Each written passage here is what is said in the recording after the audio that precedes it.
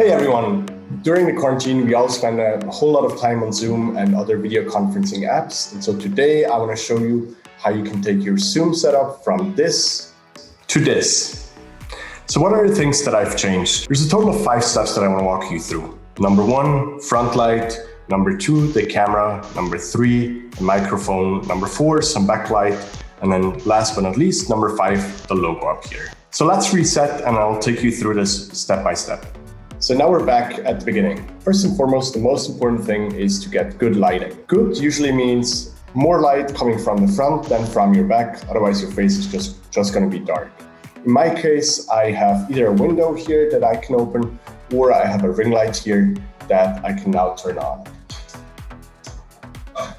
All right, that already adds quite a bit of contrast in my face and generally makes my face pop out from the background. To give you a quick look, I'll quickly share the view from my camera. Here we go, this is the light right next to my desk. This is also what keeps my room lit. By the way, the hairdryer is not part of making this work. Step number 2, the camera. So you see that right now I'm using my regular camera here on my MacBook Pro, and then right behind it I have my Canon EOS RP with a 35mm lens. Now this setup here will probably set you back somewhere around $1,100 to $1,200, probably a little less if you buy it used, or it doesn't have to be this expensive. There's cameras and lenses that you can get for $300-400 that will give you the exact same effect. I will go with a Canon camera just because they have an EOS utility that allows you to connect the camera as a webcam, but that's by no means a requirement. So I'm gonna switch now from my webcam in my MacBook Pro to CamTwist. All right, and this is the camera that I have up here. So now I'm looking at the DSLR. What you can immediately see is that there's a much clearer difference between what's sharp and what's not sharp. And that's just due to the DSLR lens, or the mirrorless lens in this case, that has that property that is hard to replicate, at least with hardware on smaller cameras. There's a ton of software that already blurs your background, does a pretty good job, but it's not native. If you go with a Canon camera, then you can just use the Canon Webcam Utility.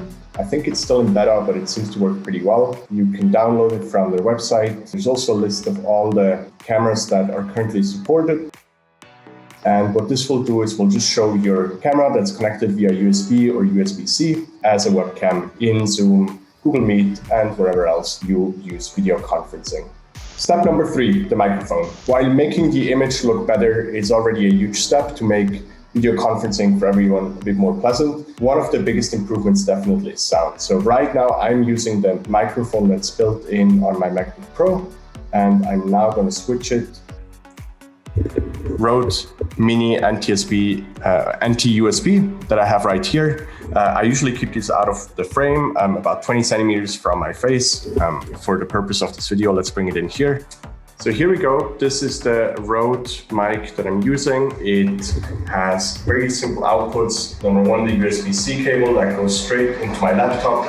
This doesn't need a driver or anything else to be installed. And then second, you have a headphone jack that you can use to test the sound as well. I've connected this to one of these telescopic arms so that whenever I'm not using it or I'm not on Skype, I will just move it out of the way.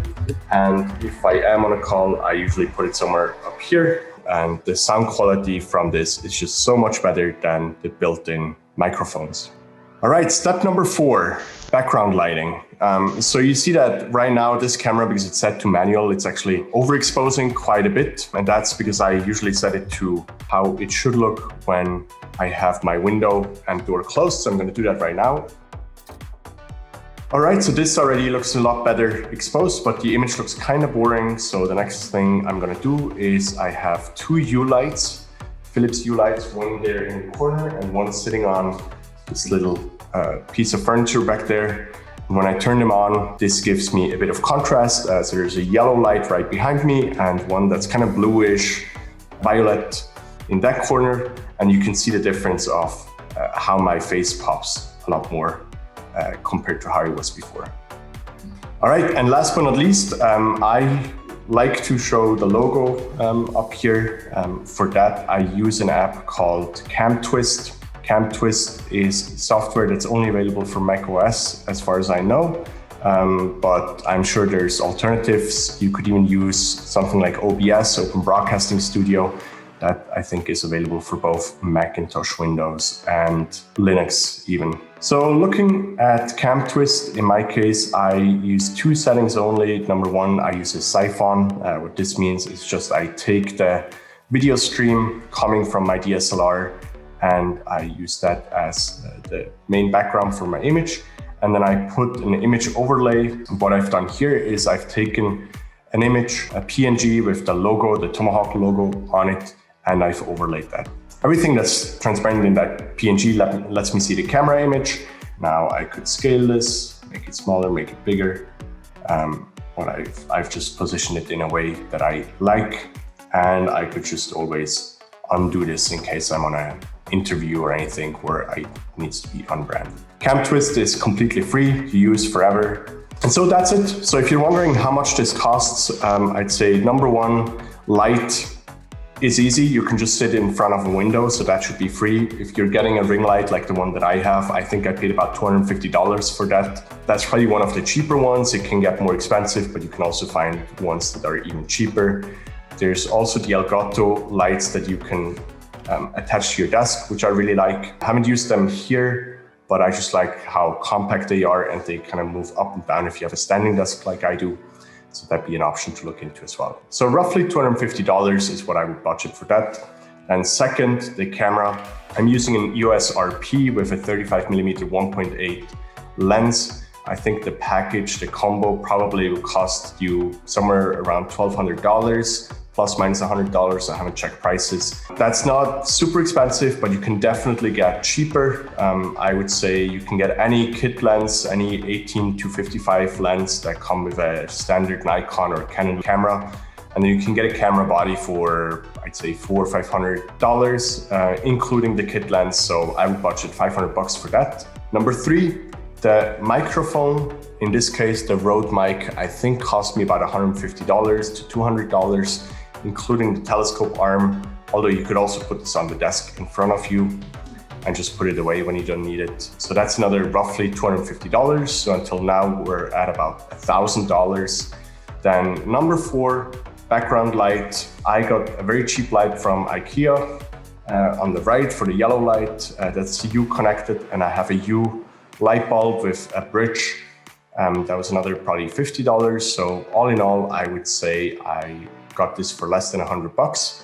So that brings our current total to $1,100 for this whole setup. If you want to go on the lower end, you could probably spend about $500 more if you want to upgrade the camera and use it for photography as well, or videos. And then last but not least, I showed you how to include the logo in your stream. And that, good news, is completely free. CamTwist is free software. All you need to do is chat with someone that can get you your logo exported as a PNG so you can overlay it. So all in all, anywhere between $1,000 and $2,000 will give you this setup. Not cheap, but it's kind of fun. And as I'm spending so much time on Zoom these days, I felt it was a worthwhile investment for me. If you have any tips on how to improve your video setup, if you've made any experiments, if you have any tips to share, please leave them in the comments. If you have questions for me, the same thing goes there. I'll leave the links for the types of software and the articles that I've mentioned below. And with that, I wish you a beautiful day, stay curious, and I'll talk to you soon. Hey, if you like this video and you would like to do me a huge favor, then please smash that like button and subscribe. That's great for the YouTube algorithm and more people will see it. It will also make sure you will get to see all the upcoming videos on essentialism and entrepreneurship. And if there's a question or topic you would like me to cover, please let me know in the comments.